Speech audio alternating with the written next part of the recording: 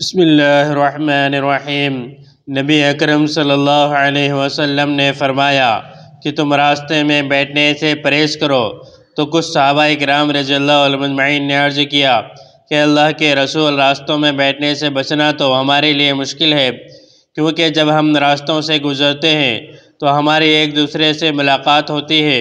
اور ملاقات ہونے کی وجہ سے ہمیں ضروری باتیں اور مشورہ کرنا ہوتا ہے، کچھ باتیں کہنی ہوتی ہے اور کچھ باتیں بتانی ہوتی ہیں، اور اس قسم کی باتیں ہم وہاں کھڑے ہو کر اور بیٹھ کر نہ کریں تو ہمارے لیے یہ مشکل ہے۔ آپ صلی اللہ علیہ وسلم نے ارشاد فرمایا، اچھا اگر تمہیں راستے میں مجبوراً بیٹھنا پڑتا ہے تو پھر تم راستوں کا حق ادا کرو، یعنی راستے میں بیٹھنے یا کھڑے ہونے کا جو حق ہے وہ ادا کرو۔ تو کچھ صحابہ کرام رضی اللہ عنہم اجمعین نے عرض کیا، یا رسول اللہ، راستوں کا کیا حق ہے تاکہ ہم راستے کے حقوق ادا کرتے ہوئے راستے میں بیٹھے یا کھڑے ہو کر باتیں کریں تو ہماری بات چیت بھی ہو جائے اور ساتھ ساتھ جو حق ہے وہ بھی ادا ہو جائے۔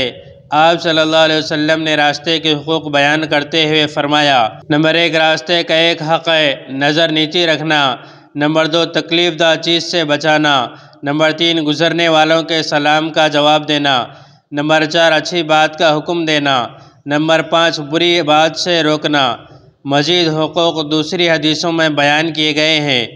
نمبر 1، جو راستہ یا جگہ بھول گیا ہو اس کی رہنمائی کرنا، نمبر 2، کوئی شخص مظلوم ہو، حیران اور پریشان ہو اور مدد کا خواہش مند ہو اس کی مدد کرنا، نمبر 3، جو شخص اپنے سر پر وزن لادے ہوئے ہو، اپنے سر پر وزن رکھنا چاہتا ہو یا وزن اتارنا چاہتا ہو اس کی مدد کرنا۔ اللہ تبارک و تعالیٰ سے دعا ہے مجھے اور آپ کو اور تمام مسلمانوں کو عمل کرنے کی توفیق عطا فرمائے۔ اس طرح کے اور ویڈیوز کے لیے ہمارے چینل کو سبسکرائب کریں، بازو میں لگے بیل آئیکن کو پریس کریں، زیادہ سے زیادہ شیئر کریں۔